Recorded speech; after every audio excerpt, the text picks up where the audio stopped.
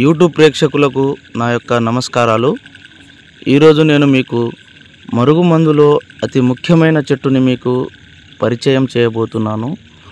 అసలు ఈ మరుగుమందు ఎందుకు వాడవలసి వస్తుందంటే, భార్యాభర్తల సమస్యలతో బాధపడుతున్న వారికి, ప్రేమికుల సమస్యలతో బాధపడుతున్న వారికి, అదేవిధంగా అత్తాకోడల సమస్యలతో బాధపడుతున్న వారికి ఇగో ఈ చెట్టు పేరు అత్తిపత్తి చెట్టు అని అంటారు. ఈ అత్తిపత్తి చెట్టు పేరు అదేవిధంగా ముట్టుకుంటే ముడిచిపోయే చెట్టు అండి. చూడండి, ఈ విధంగా ఈ చెట్టుని ముట్టుకుంటే ముడుచుకుంటుంది.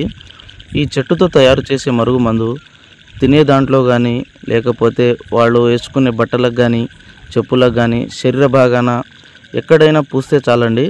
ఈ చెట్టు ఎలా అంటుకుంటుందో మనిషి కూడా అదేవిధంగా మనిషికి అంటుకొని పోతారండి. ఇది చాలా శక్తివంతమైన మరుగుమందు.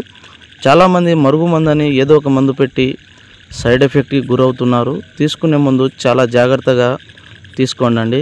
ఈ కాలంలో మరుగుమందు కేవలం మంచికే వాడాలి, చెడుకు మాత్రం ఉపయోగించకూడదు.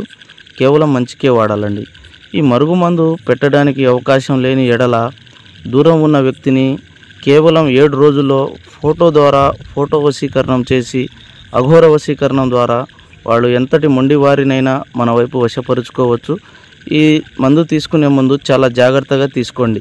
సర్వే జన సుఖినో భవంతు.